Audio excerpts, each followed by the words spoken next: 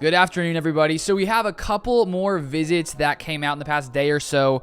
A couple draft visits, NFL draft prospects who the Packers have met with. There have been lots and lots of these as I have covered them on this channel, so I want to go through the two newest ones. So first off here from Jake Morley on Twitter, we have Texas cornerback Josh Thompson met with Green Bay today. Big athletic defender, checks a lot of athletics boxes for the Packers. So when it comes to the Packers cornerback situation, I think when we look at our starters, I think we are very, very set. We got Jair Alexander. Hopefully we extend him to a long-term contract soon. We got Eric Stokes coming into year 2 after playing his rookie season this past year.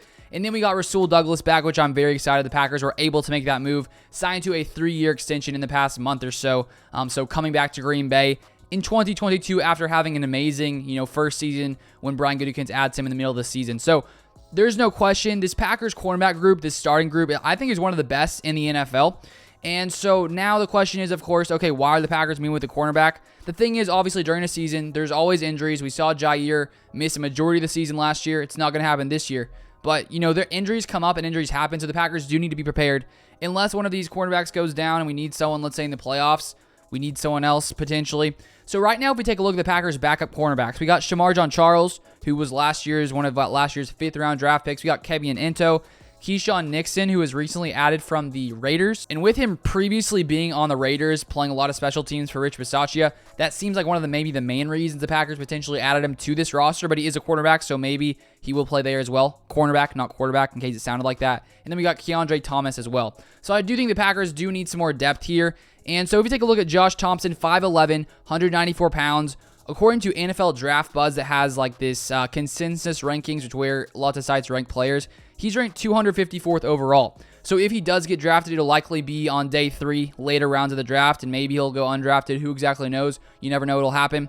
But here we have an excerpt from NFL Draft Network, basically breaking down a little bit about him. They say at Texas, Thompson played in a zone defense that allowed the corners to keep their eyes on both the receiver and the quarterback at the same time in order to jump routes and make plays on the ball. Thompson has shown to be comfortable in this system and the ability to come up and make tackles on receivers if the ball is thrown their way. Thompson is a physical player on the perimeter that fights to get off of tackles and is a physical tackling corner. I like those. In the NFL, Thompson has value as a zone defender where he can read his side of the field and come up and make the tackle. With Thompson's physicality, he also has a potential to play safety. So, who knows if the Packers will draft him, but the Packers have now met with him. Then the second one we have here from Greg Auman of, I think he works for The Athletic.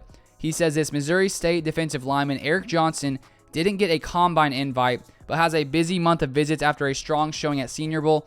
Top 30 visits already and upcoming with Saints, Lions, Chargers, Colts, Packers, Bengals, plus Bears local workout this week from Plainfield. So when we take a look at the Packers' defensive line and sort of that current situation, I do think that is one of the needs, especially interior defensive line, but I also think too on the edge, outside of Preston Smith, Rashawn Gary, we need some more depth there as well. But when it comes to this interior defensive line, I do think adding someone, another person, especially early in the drafts, could help.